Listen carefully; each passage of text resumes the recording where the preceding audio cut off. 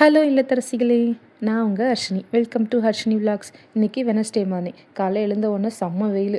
அதுக்கப்புறம் சரி இதோடய போய் சமைக்கலாம் அப்படின்னு நினச்சேன். என்ன சமைக்கிறதுனே தெரியல. சரி கீரை வாங்கியிருந்தேன் நான் நேற்று சந்தையில். ஸோ பருப்பு கீரை கடையிலான்னா கிச்சனுக்கு பக்கம் போயிருந்தேன். பருப்பு கீரை அப்புறம் பொல்லங்காய் பொரியல் தான் ரொம்ப பிடிக்கும் என் ஹஸ்பண்டுக்கு. பொரியல் இல்லாமல் நானும் என் ஹஸ்பண்டும் சாப்பிடவே மாட்டோம். அதனால் பொல்லங்காய் பொரியலுக்காக கடலப்பருப்பு வேக வச்சுருந்தேன். அப்புறம் கீரையும் கரெக்டாக அந்த பக்கம் வெந்துட்டு இருந்துச்சு.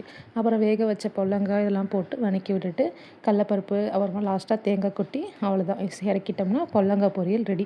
தம்பிக்காக கீரை வேக வச்சுருந்தேன் இல்லையா, அது மிளகா போட்டு தாளிக்கிறதுக்கு முன்னாடியே தம்பிக்காகவும் எடுத்து வச்சுட்டேன். கரெக்டாக சமைச்சு முடிக்கும் போது தம்பியும் ஹஸ்பண்டும் பட்டையிலேருந்து வந்திருந்தாங்க. ஏன்னா தம்பி வச்சுட்டு சமைக்க முடியாது இல்லையா, அதனால் ஹஸ்பண்ட் தம்பியை கூட்டிகிட்டு போயிருந்தாங்க. ஹஸ்பண்டுக்கு கீரையும் பொல்லங்காய் பொரியலும் போட்டு கொடுத்துட்டு தம்பிக்கு தனியாக எடுத்து வச்சுருந்த கீரை ஒரு மசியல் ஒரு மிக்சியில் போட்டு ஓட்டி விட்டுட்டேன். அப்புறம் ஹஸ்பண்ட் சாப்பிட்டுட்டு இருந்தாங்க.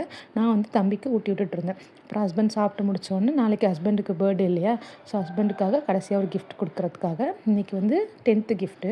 ஸோ ஹஸ்பண்டுக்காக கிஃப்ட் கொடுத்துருந்தேன். என்ன கிஃப்ட்னு பார்த்தீங்கன்னா ஒரு ஸ்லிப்பர் தான் கொடுத்துருந்தேன். இது வெளியில் எங்கேயாவது போட்டுக்கிறதுக்காக வாங்கியிருந்தேன். அதுதான் அவர் பிடிச்சிட்டு இருந்தார். சைஸ் அந்தளவுக்கு சரியாக பத்தலை, பட் பிடிச்சிருக்கு அப்படின்னு சொன்னாங்க.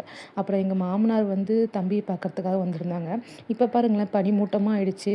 காலையில் செம்ம வெயில், இப்போ கொஞ்சம் பனிமூட்டமாக ஆயிடுச்சு. சரி இருந்தாலும் துணியெல்லாம் காய வச்சிடலாம் அப்படின்னு சொல்லிட்டு தான் எல்லாம் காய வச்சுட்டு இருந்தேன். ஏன்னா நேற்று துவைச்ச துணி இன்னும் காய வைக்கவே இல்லை.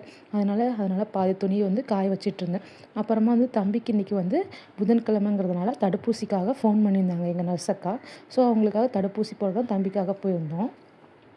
ஆனால் இங்கே வில்லேஜில் பரவாயில்ல. ஏன்னா தடுப்பூசி போடுறதுக்கு கொஞ்சம் டிலே ஆகிடுச்சுன்னா அவங்களே ஃபோன் பண்ணி வாங்க தடுப்பூசி போடணும் அப்படின்னு சொல்லுவாங்க. அவங்க தான் ஃபோன் பண்ணி எங்களுக்கு ஞாபகப்படுத்தினாங்க, இன்றைக்கி தம்பிக்கு தடுப்பூசி போடணும் வாங்க அப்படின்னு கூப்பிட்டுருந்தாங்க. அதனால் தடுப்பூசி போக தான் போயிருந்தோம். செம்ம ஃப்ரெண்ட்லி அந்த சிஸ்டர். அவங்க சொன்னதுக்கப்புறம் தடுப்பூசி போட்டுட்டு தம்பி ஒரே அழுகை. அதனால் ஹஸ்பண்ட் தான் தூக்கி வச்சுட்டு இருந்தாங்க. அவனை சமாதானப்படுத்துறதுக்குள்ளே போதும்னு ஆயிடுச்சு. சரி அப்படியே சத்து மாவு வாங்கிட்டு போகலான்னு சொல்லிட்டு சத்து மாவு தான் வாங்குறதுக்காக வந்திருந்தோம்.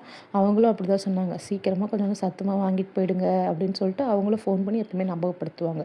இதுதான் எங்கள் தறிப்பற்றை. அந்த சந்து வழியாக போனால் தான் தறிப்பற்றை அப்படியே வரும். அப்புறம் மதியம் ஹஸ்பண்ட் ஒரு சிக்கன் ரைஸ் வாங்கிட்டு வந்திருந்தாரு.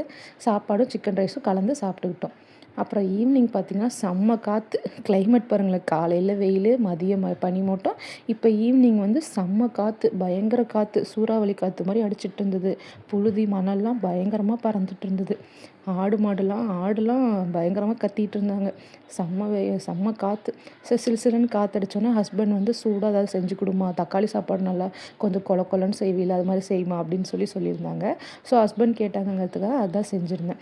எப்பயுமே தக்காளி சாப்பாடு ஒரே ஒரு டம்ளர் மட்டும் குக்கரில் வச்சோன்னா நல்லா கொலன்னு வரும். அது ஹஸ்பண்டுக்கும் எனக்கும் ரொம்ப பிடிக்கும். நைட்டு ஒரு வேளை மட்டும் அதை சாப்பிட்ருவோம். அதுதான் செஞ்சுருந்தேன். ஹஸ்பண்டுக்கும் பிடிச்சிச்சு.